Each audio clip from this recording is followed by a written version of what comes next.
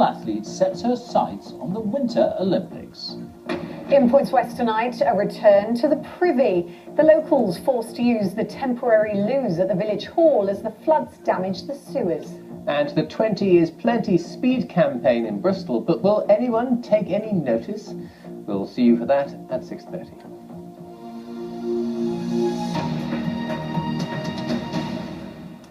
Now, the bad weather and flooding that has battered much of southwest and southern Britain has left a lot of farms covered by floodwater. Close to 1,000 square miles in England is flooded as a result of the bad weather. In Somerset, a lot of productive farmland has been lost. More than 43 square miles of land has been flooded in that county alone. Jeremy Cook reports from the Somerset Levels, where farmers are fearing a disastrous year. The meadows and wheat fields of Somerset, deep underwater. James Winslade's farm is one of many, flooded out for weeks on end. How much of this is underwater? Everything, bar a tiny little strip between the two every ponds. one of these fields, everything? Everything, including this property here. A massive problem, and for James, a new one. Flash floods here are common, but now, for a second year running, there's been standing water on the farm for weeks. Crops are rotting in the ground, the grass to feed 600 head of cattle is ruined.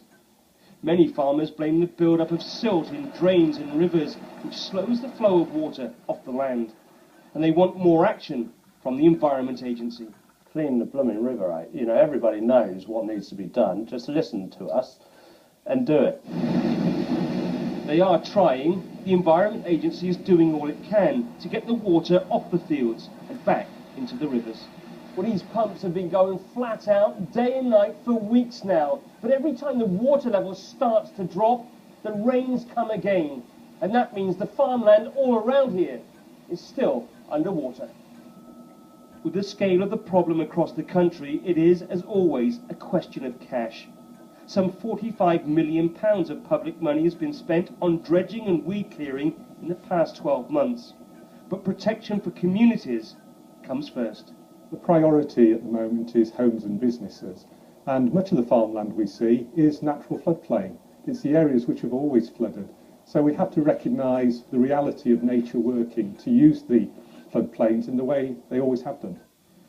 The reality for farmers, then, is if they want better drainage, they may have to pay for it themselves. A tough message for those who've already lost thousands and whose land is still deep in flood. Jeremy Cook, BBC News, Somerset.